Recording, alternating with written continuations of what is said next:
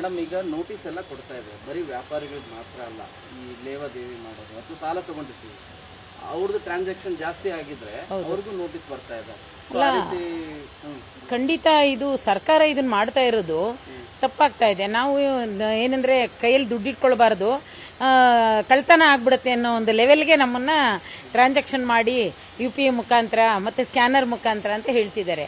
ದಿನನಿತ್ಯ ಜೀವನ ಮಾಡೋದಕ್ಕೆ ಕೂಲಿಗೆ ಹೋಗೋರು ಅದರಲ್ಲೇ ಮಾಡೋವಾಗ ಅದಕ್ಕೆಲ್ಲಾನು ಟ್ಯಾಕ್ಸ್ ಆಗ್ತಾ ಇದ್ರೆ ಇದು ಕೊಟ್ರೆ ಹೆಂಗೆ ಜೀವನ ಮಾಡೋದು ಬಡವರು? ಪ್ರತಿಯೊಬ್ಬ ಬಡ ನೋಟಿಸ್ ಕೊಟ್ರೆ ಹೇಗೆ? ಆಮೇಲೆ ಎಷ್ಟು ವರ್ಷಗಳಿಂದ ಇರೋದನ್ನ ಅವರು ಟ್ರಾನ್ಸಾಕ್ಷನ್ ಕೊಡೋದಲ್ಲ, ಅದನ್ನ ತಗೊಳ್ಳೋದ್ರಿಂದ ಯಾವ್ಯಾವ್ದನ್ನ ಬಳಸೋದ್ರಿಂದ ಅಂತ ಮೊದಲು ನಮ್ಮ ಕಾರ್ಮಿಕರಿಗಾಗ್ಲಿ ಇವ್ರಿಗಾಗ್ಲಿ ಏನು ಅಂಗಡಿಯವ್ರಿಗಾಗ್ಲಿ ಸಣ್ಣ ವ್ಯಾಪಾರಿಗಳಿಗಾಗ್ಲಿ ಜನರಿಗಾಗ್ಲಿ ಮಾಹಿತಿನೂ ಕೊಡಬೇಕು. ಅದನ್ನು ಏಕಾಏಕಿ ಲಕ್ಷಾನುಗಟ್ಟಲೆ ಕಟ್ಟಬೇಕು ಅಂದರೆ ಹೇಗೆ ಕಟ್ಟಕ್ಕೆ ಸಾಧ್ಯ ಆಗುತ್ತೆ? ಅದನ್ನು ಮಾಡೋಕ್ಕೆ ಸಾಧ್ಯನೇ ಇಲ್ಲ.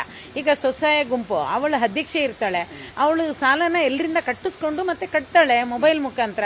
ಅದಕ್ಕೆ ಇವರು ಟ್ಯಾಕ್ಸು ಇದೆಲ್ಲ ಹೇಳಿದ್ರೆ ನೋಟಿಸ್ ಕೊಟ್ರೆ ಆಮೇಲೆ ಅದನ್ನ ಕಟ್ಟಲೇಬೇಕಲ್ಲ. ನೋಟಿಸ್ ಕೊಟ್ಟ ಮೇಲೆ ಅದನ್ನ ಕಟ್ಟೋ ದುಡ್ಡು ಮಹಿಳೆಯರಿಗೆ ನೀವೇನು ಕೊಟ್ಟಂಗಾಯ್ತು? ಈ ಕಡೆ ಅಲ್ಲಿ ಅದನ್ನ ತಗೊಂಡೋಗಿ ವ್ಯಾಪಾರ ಮಾಡ್ತಾಳೆ, ಅಲ್ಲಿಂದನೂ ಅವಳಿಂದ ತಗೋತಾ ಇದ್ದೀರಿ.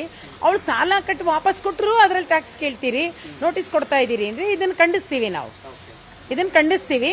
ಮಹಿಳೆಯರಿಗಾಗ್ಲಿ ಯಾರಾಗ್ಲಿ ಈಗ ಅನ್ಕೊಳ್ಳಿ ಒಂದು ಸಂಘಟನೆ ಒಂದು ಇದು, ಅದಕ್ಕೆ ಅವರು ನಮಗೆ ಕೊಡ್ತಾರೆ, ತಗೊಳ್ತಾರೆ, ಅದನ್ನ ಸಾಮಾಜಿಕವಾಗಿ ಖರ್ಚು ಮಾಡ್ತೀವಿ.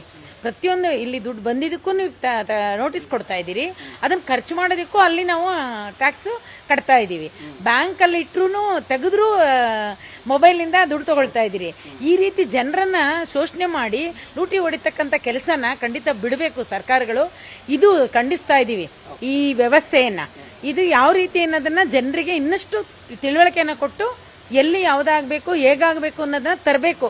ನೋಟಿಸ್ ಕೊಟ್ಟು ಬೀದಿಗಿಳಿಸಿ ನಮ್ಮನ್ನ ಆತಂಕಗಳು ಮಾಡೋದಲ್ಲ. ಲಕ್ಷಾಂತರ ರೂಪಾಯಿ ನೀನು ಕಟ್ಟಬೇಕು ಅಂತ ಬಂದ್ಬಿಟ್ರೆ ನೋಟಿಸು ಬಡವರಿಗೆ ಹೇಗೆ ಕಟ್ಟಕ್ಕೆ ಸಾಧ್ಯ? ಆಮೇಲೆ ಯಾವುದಿದು ಹೇಗೆ ಅಂತ ಆತಂಕಗೊಳಗಾಗಿ ಇವತ್ತು ಬೀದಿಗಿಳಿಯುವಂಥ ಸಂದರ್ಭ ಬಂದಿದೆ. ಬೀದಿಗಿಳಿಸುವಂಥ ಕೆಲಸ ಮಾಡಬೇಡಿ. ಎಲ್ಲವೂ ಸರಿ, ಇದು ನಾವು ಹೇಳ್ತಾ ಇರೋದು ಇದನ್ನೇ. ಎಲ್ಲ ಮೊಬೈಲು ಟೆಕ್ನಾಲಜಿಯಿಂದ ಎಲ್ರಿಗೂ ಕೂಡ ಕಣ್ಣು ಹೋಗ್ತಾ ಇದೆ, ಕೈ ಹೋಗ್ತಾ ಇದೆ, ಆಗ್ತಿದೆ ಅನ್ನೋ ಪರಿಸ್ಥಿತಿಗೆ ಬಂದಿದ್ದಾರೆ. ಈ ಇದರೊಳಗಡೆ ಇದೆ.